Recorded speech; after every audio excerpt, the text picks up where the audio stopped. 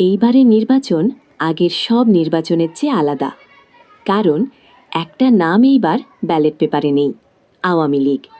প্রশ্ন হলো, এই শূন্য জায়গাটা কে নেবে? বিএনপি, জামায়াত, নতুন দল, নাকি সেই তরুণরা যারা এতদিন চুপ ছিল? শেষ পর্যন্ত থাকুন, কারণ শহর আর গ্রামের হিসাব দুটো এক না। আওয়ামী লীগ নিষিদ্ধ, বাস্তবতা কি? বর্তমান রাজনৈতিক বাস্তবতায় আওয়ামী লীগ নির্বাচন প্রক্রিয়ায় নেই। আইনি ও প্রশাসনিক সিদ্ধান্তের কারণে তারা নির্বাচনে অংশগ্রহণ করতে পারছে না। এই আলোচনা কোনো দলের পক্ষে বা বিপক্ষে না, এটা বর্তমান পরিস্থিতির বিশ্লেষণ। এর ফলে সবচেয়ে বড় পরিবর্তনটা হলো, দেশের রাজনীতিতে তৈরি হয়েছে একটা বিশাল পাওয়ার ভ্যাকিউম। নতুন লড়াই। এখন কার সমর্থন কত? বাংলাদেশে এই মুহূর্তে নির্ভরযোগ্য জাতীয় জরিপ নেই। এই শতাংশগুলো এসেছে মাঠ পর্যায়ের বিশ্লেষণ, সোশ্যাল ট্রেন্ড ও রাজনৈতিক পর্যবেক্ষণ থেকে। আমাদের চ্যানেলটি সাবস্ক্রাইব করে পাশে থাকুন। বিএনপি, বাংলাদেশ জাতীয়তাবাদী দল, ৩৫ থেকে ৪০%। আওয়ামী লীগ না থাকায় বিএনপি সবচেয়ে বড় সংগঠিত রাজনৈতিক শক্তি। তাদের সমর্থন শক্ত, বিশেষ করে গ্রামাঞ্চল, মধ্যবয়সী ভোটার এবং নিয়মিত ভোট দেওয়া জনগোষ্ঠীতে।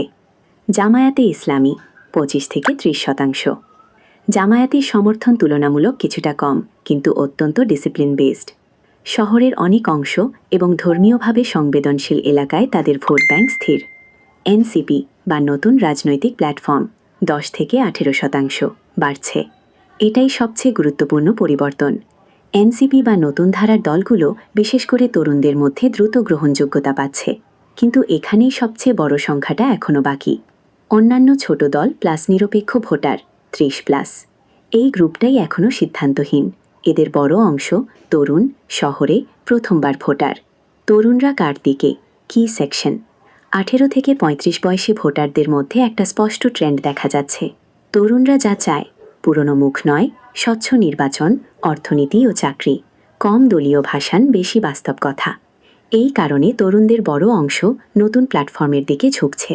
অনুমানিকভাবে তরুণ ভোটারের 45%+ এখনও আনডিসাইডেড, কিন্তু তারা পুরনো রাজনীতিতে আগ্রহী না। শহর বনাম গ্রাম, ফারাক কোথায়? শহরাঞ্চল তরুণ ভোটার বেশি, এনসিপি বা নতুন দল জনপ্রিয়, সোশ্যাল মিডিয়ার প্রভাব বেশি।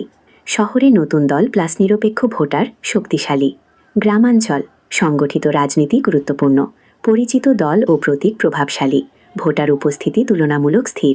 গ্রামে বিএনপি ও জামায়াত এগিয়ে, তাই শহর আর গ্রামের ফল একরকম হবে না। তাহলে কে জিততে পারে? এইবারের নির্বাচন জনপ্রিয়তার না, ভোটার উপস্থিতির লড়াই। যদি তরুণরা ভোট দিতে আসে, নতুন দল ইতিহাস করতে পারে, আর যদি তারা না আসে, তাহলে সংগঠিত শক্তি এগিয়ে থাকবে। Target ending high impact. Awami League নেই, কিন্তু সিদ্ধান্ত এখনও হয়নি। এইবারের নির্বাচন দল বনাম দল না, এটা পুরনো রাজনীতি বনাম নতুন প্রত্যাশা। আপনার মতে তরুণরা কি এইবার খেলা বদলাবে? কমেন্ট করুন, ভিডিওটা শেয়ার করুন।